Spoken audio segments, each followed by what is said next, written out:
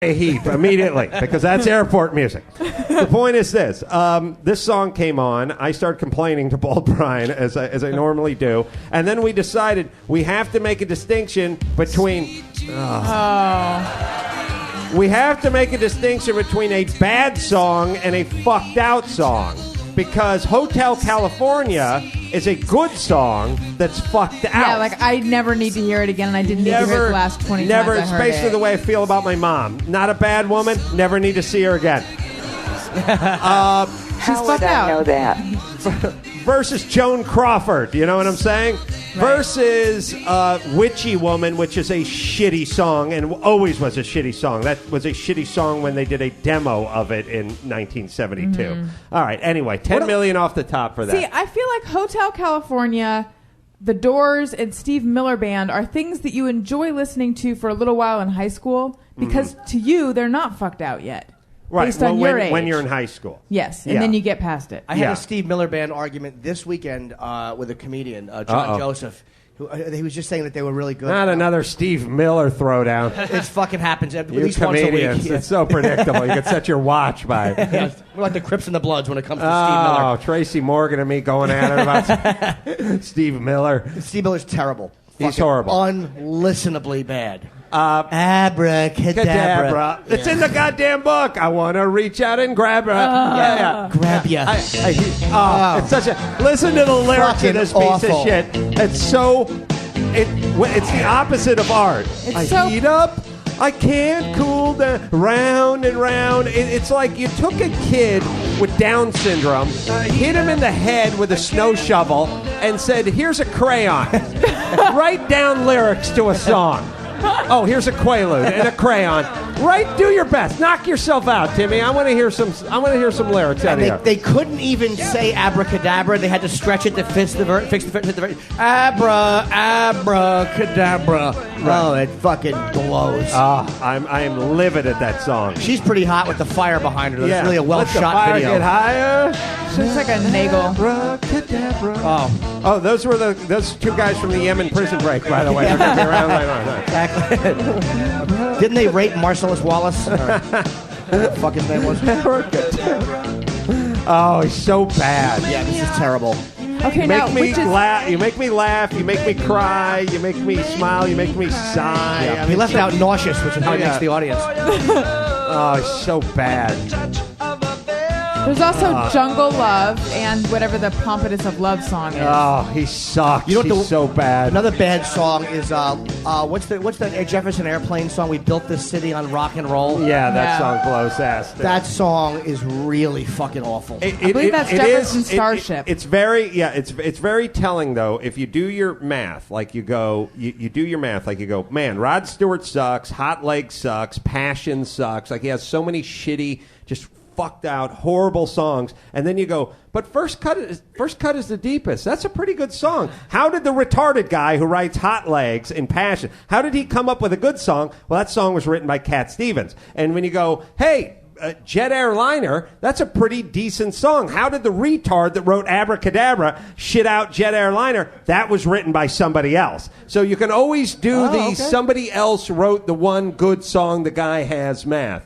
Sorry. All right, no, I didn't know that. I like Cat Stevens. Fuck Steve Miller. What did he make? $20 billion last year? Oh, no, Steve Miller actually good. is not I hope on he's in the this minus. list. Good. Yeah. Who else do we have But on Dave Matthews Band is... Ugh. 51 million. Oh, wait a minute. Listen, I don't mind. Like Dave? Oh, you're going to go... I don't mind him. But I don't like the I play barefoot on the Afghan rug, dude. Like, do you ever roll out a piece of carpet to do comedy? No, hey, let me kick off my loafers and stand barefoot on this comedy stage. Just to show you how comfortable I am in front of an audience. So cool. It's like my house. Helps him feel grounded. Yeah, you made $75 million last year. Put some fucking shoes on. Yeah, he makes me sick, and they dump shit out of their Winnebago I did like in that. bad That is places. a plus for me. I like the idea that he dumped that. That's one of the greatest stories ever, right? What's the story? The Dave Matthews tour bus story. Oh, right. The Chicago, yeah. He pulled up the bridge. He emptied the... Oh, it's your town. All right. It's Chicago. We got shit in the air. Chicago. Yeah. Windy City, broad shoulders and fecal heads. Yeah, this bus pulled up to a bridge. A river was going underneath it. They emptied the septic tank for the bus, and it landed on a boat, a tour boat that was going under it. By the way, and they were like, "Yes, Dave Matthews shit." Yeah. Oh, an architectural tour boat. Yeah. How great is that? Jesus. I just changed my opinion on Dave Matthews. I didn't realize you didn't know that on story? people. That's the greatest thing ever. You didn't realize you guys were kin? Shit on people that were doing that. I would have been the guy on the boat confused, like, Jesus Christ, this seems pretty elaborate. Every single day, twice a day, you got to get Dave Matthews' tour bus to dump shit on people?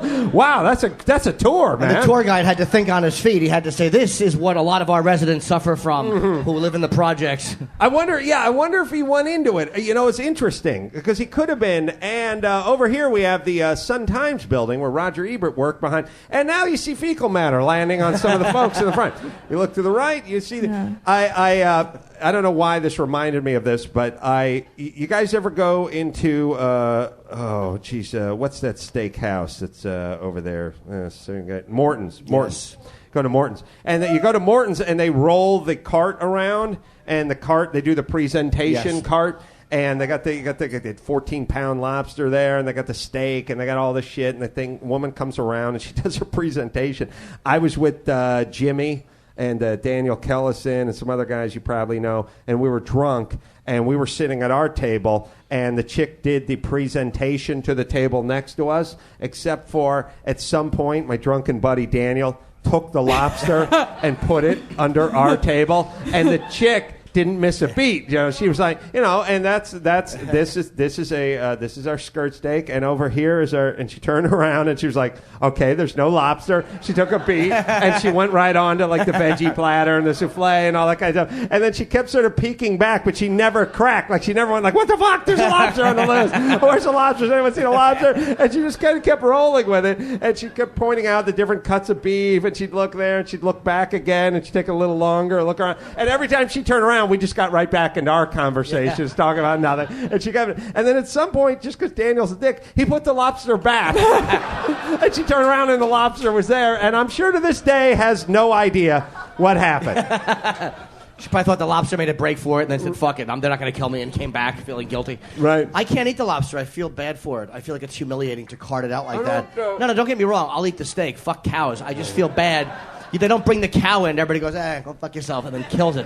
Yeah. The lobster's got the claws. It just feels cruel. Yeah, why do they got to bring the live? We know what a lobster looks like. Yeah. It's a bullying tactic, and I don't care for it. Yeah, I don't like it either. I agree. All right, You're last right, though. It's story. weird that there are certain things that we accept that we see them live and we know they go back and butcher them, whereas there's other things where that would be completely nothing anyone could handle. Well, we give different names to things. You know, we call baby cow veal, deer venison, pigs or pork. We do it. The interesting culture is, if you live in the San Fernando Valley like I do, is the Mexicans. They don't play that game. Yeah. If you go to the Mexican butcher, there is a big drawing of a cow with a top hat and a monocle, and it's chasing Mrs. Piggy around with like a butcher's knife, and she has lipstick on. Like they don't mince meat over there at all. Sorry, go ahead. That's a good point. Mm-hmm. So Josh Cedar, an Oregon man, urinated in a water reservoir. So Portland flushed 8 million gallons in response to this. We've all drinking whiz. Absolutely. Sometimes straight to the source. Yeah, Dr. Drew told me it was sterile. And by the way, did he not know what he was doing when he told me that? Right. I've been at that point. I'd saved my whiz up until that for the occasional sink and maybe the toilet, but at that point I started peeing on the homeless, my children. Once I found out periodicals, like there was nothing I didn't whiz on. Once I found out it was sterile. Yeah, the homeless people appreciate it if you tell them it's good for them. Yeah. You got any money? No, but I have some vitamins. Yeah. Now, knowing that whiz is sterile, do you look at it like something that could actually sterilize something, though? Like it could clean whatever you're peeing on? If you you get bit by jellyfish, they say you should whiz on it. Yes. Mm-hmm. It'd be fun to do. It'd be fun to go down to the beach and just have me just whizzing on your leg and have someone come by and go, "What happened? He stung by a man of war or jellyfish?" No. Just looked like he needed it. It's kind of asking for it. Just the way he fell asleep on his blanket. Yeah, the kids covered him with sand, and I pissed on his leg. What are you going to do? He, in the whizzing world, we call it presenting. Anyway, none of your business. Moving on. What if you just walked down the beach with your dick out and said you're on jellyfish patrol?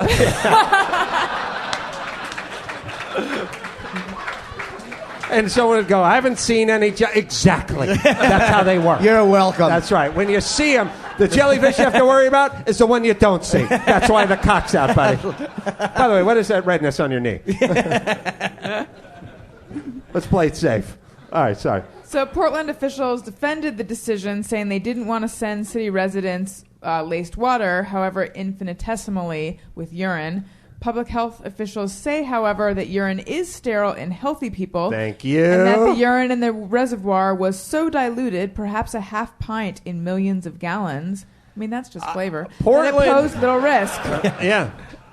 First off, Portland hates water. Have you guys been to Portland? Do you know what goes on in Portland? In Portland, they have, like they probably used to have out here, like Central Park and stuff, they have those bubbly drinking fountains that never end. You don't turn them on and turn them off. They just constantly sit there and gurgle away. And it's all throughout the city. And it's weird when you're from California, right. Especially you're from the Valley, you're from L.A. You're like, hey, who left the drinking fountain on? Somebody had some money, left $1 gazillion, some relative of Steve Miller, I think, invented the horrible rhyme and couplet and put it, there they are. That is a picture of them, and they literally go 24/7, and they're all over the city. And every time I go to Portland, I go, what's up with this? And they go, we just run our water right into the sewer. So they hate water and Jews in Portland. Or they're lying to you, and that little stem right there has the water, and it's just the same shit getting filtered back in until it's empty. Up there. So backwash and anything else you spit in just gets pushed right back out. Weird old-timey thing, and it just bubbles all the time. They don't have handles, and they're all over the city. Is that the main thing that bothers you about Portland? Yeah. Like when you're there, can you not enjoy Portland because of that?